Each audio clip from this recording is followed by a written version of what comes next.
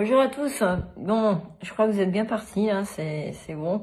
Moi, j'ai refait la séance de décélération et en fait, je me suis aperçue que je me crispais trop.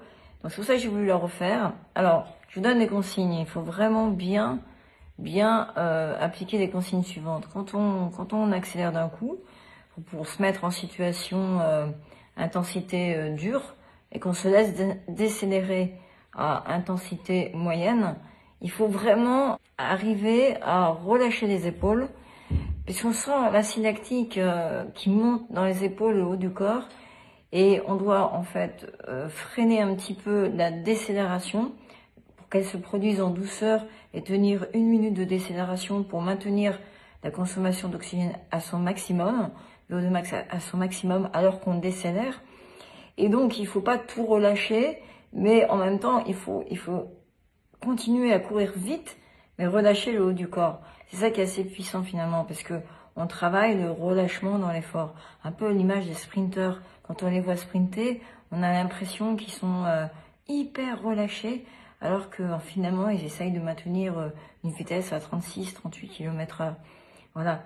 Et ce maintien de l'effort dans le relâchement, finalement, c'est assez subtil. Et c'est ce qui nous permet d'orienter toute notre consommation d'oxygène vers nos muscles locomoteurs à proprement parler, les bras étant équilibrateurs, contrairement à la natation. C'est quelque chose que vous devez, à laquelle vous devez porter votre attention, le relâchement dans l'effort.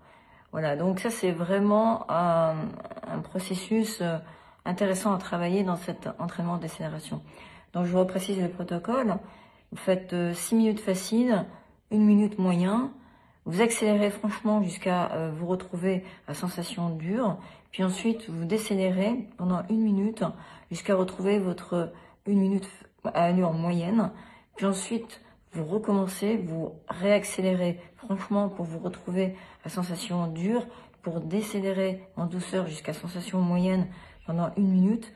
Et vous répétez ça en fait en tout 4 fois pour finir directement à 6 minutes de sensation facile. Voilà le menu de la journée. Travaillez votre relâchement dans cette phase de décélération, puisque moi je l'ai refait dans ce sens-là et ça passe beaucoup mieux. Et in fine, j'ai fait plus de distance. Voilà, donc pourquoi pas, si en plus on décélère et on se relâche, et qu'on va plus vite en moyenne, c'est top.